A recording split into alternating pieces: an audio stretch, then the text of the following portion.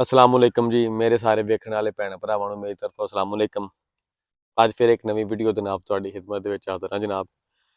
ते उम्मीद है कि वीडियो भी तुसीं पूरी वेखोगे। ये भी जनाब एक अजकल मुआशरे दे विच आम गल चल रही है, ਉਹਦੇ बारे विच ਉਹਦਾ की वजह मतलब ਉਹਦਾ मकसद की है और ਉਹਦੀ हकीकत की है। कुछ चीज़ां ਜਿਹੜੀਆਂ ने ਉਹ सिर्फ मीडिया चैनल वाले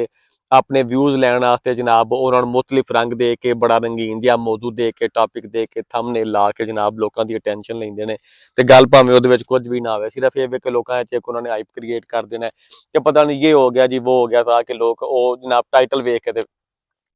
वीडियो वेखण ਉਹ जो ही ਹੁੰਦਾ है। हालांकि ਉਹਦੇ ਵਿੱਚ हकीकत ਦਾ ਉਹਨਾਂ ਦੀ ਬਹੁਤ ਘੱਟ ਉਹਦੇ ਬਾਰੇ ਰਿਸਰਚ ਹੋਵੇਗੀ। ਤੇ ਅੱਜ ਕੱਲ ਜਨਾਬ ਇੱਕ ਗੱਲ ਚੱਲ ਰਹੀ ਹੈ ਕਿ ਗੋਬਰ ਟੈਕਸ ਅੱਜ ਜਿਹੜੀ ਅਸੀਂ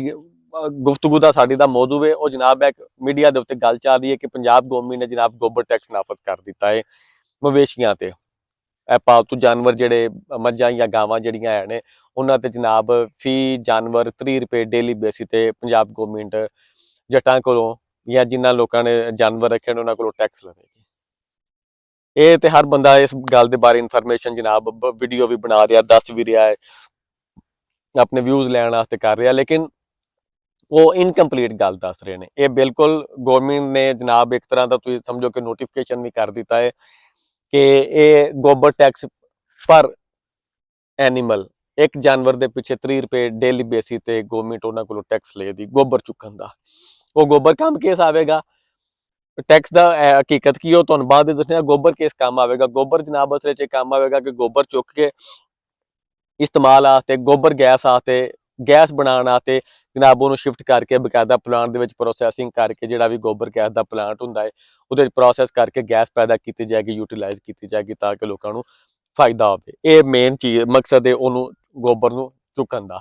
तो हूँ एक गल है कि गोबर टैक्स लगेगा कि सब तो पहली गल तो ये तो गोबर टैक्स जनाब लगेगा, लेकिन फिलहाल पिंडां वाले जो जट ने वो तो महफूज ने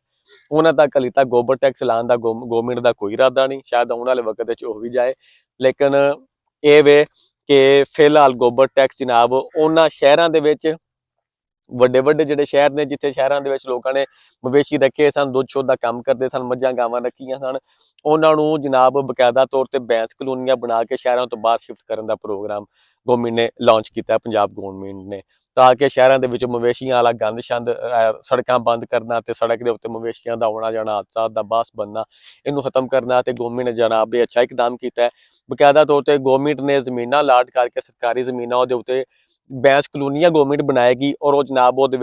ਅਲਾਟ ਕੀਤੇ ਜਾਣਗੇ ਹਿੱਸੇ ਜਿਹਦੇ ਵਿੱਚ ਲੋਕ ਆਪਣੇ ਜਾਨਵਰ ਰੱਖਣਗੇ ਮਵੇਸ਼ੀ ਉੱਥੇ ਹੀ ਉਹਨਾਂ ਦੀ ਸਾਂਭ ਸ਼ਾਮ ਵੀ ਕਰਨ ਦੇ ਆਪ ਖਰਚਾ ਉਹਨਾਂ ਤੇ ਕਰਨ ਤੋਂ ਬਾਅਦ ਜਨਾਬ ਉਹਨਾਂ ਦਾ ਦੁੱਧ ਸ਼ੁੱਧ ਜਿਹੜਾ ਹੈ ਉਹ ਸੇਲ ਕਰਨ ਦੇ।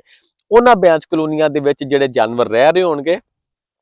ਜਿਹੜੀ ਜਗ੍ਹਾ ਲੋਕਾਂ ਨੂੰ ਅਲਾਟ ਕੀਤੀ ਜਾਏਗੀ ਉਹਦੇ ਵਿੱਚ ਲੋਕੀ ਜਾ ਕੇ ਜਿਹੜੇ ਆਪਣੇ ਜਾਨਵਰ ਰੱਖਣਗੇ, ਉਹਨਾਂ ਜਾਨਵਰਾਂ ਤੇ ਜਨਾਬ ਪਰ ਹੈਡ ਫੀ ਜਾਨਵਰ ਡੇਲੀ ਬੇਸਿਸ ਤੋਂ ਉਹਨਾਂ ਕੋਲੋਂ 30 ਰੁਪਏ ਤੁਸੀਂ ਸਮਝ ਸਕਦੇ ਹੋ ਕਿ ਇੱਕ ਤਰ੍ਹਾਂ ਦੀ ਸਫਾਈ ਦਾ। ਅੱਗੇ ਤੇ ਬੰਦਿਆਂ ਦੇ ਕੂੜਾ ਟੈਕਸ ਬੰਦਿਆਂ ਤੇ ਲੱਗਾ ਸੀ, ਹੁਣ ਜਾਨਵਰਾਂ ਤੇ ਵੀ ਇੱਕ ਤਰ੍ਹਾਂ ਦਾ ਕੂੜਾ ਟੈਕਸ ਡੰਗਰਾਂ ਦਾ ਮੱਝਾਂ ਗਾਵਾਂ ਦਾ ਕੂੜਾ ਤੇ ਫਿਰ ਉਹਨਾਂ ਦਾ ਗੋਬਰ ਹੀ ਹੋਣਾ ਨਾ, ਉਹ ਤੇ ਵੀ ਜਨਾਬ ਉਹਨਾਂ ਨੇ ਕੂੜਾ ਟੈਕਸ ਲਾ ਦਿੱਤਾ ਹੈ ਔਰ ਫੀ ਜਾਨਵਰ 30 ਰੁਪਏ ਡੇਲੀ ਬੇਸਿਸ ਤੇ ਉਹਨਾਂ ਕੋਲੋਂ ਜਨਾਬ ਟੈਕਸ ਲਿਆ ਜਾਏਗਾ। ਹੁਣ ਬਚ ਕੇ ਵਹਾਓ, ਅੱਗੇ ਤੇ ਬੰਦੇ ਟੈਕਸਾਂ ਤੋਂ ਰੋਂਦੇ ਫਿਰਦੇ ਹਨ, ਹੁਣ ਜਨਾਬ ਡੰਗਰ ਵੀ ਟੈਕਸਾਂ ਤੋਂ ਰੋਣਗੇ, ਉਹਨਾਂ ਨੂੰ ਦੇਣਾ ਪਵੇਗਾ ਨਾ ਗੋਬਰ ਕਰੋ। ਤੇ ਜੇ ਅਗਰ ਫਰਜ਼ ਕਰੋ कि हैरानी वाली गल ये अगर किसी जोड़े जट भरा मेरी वीडियो वेख रहे हो इस गल समझ जाते कि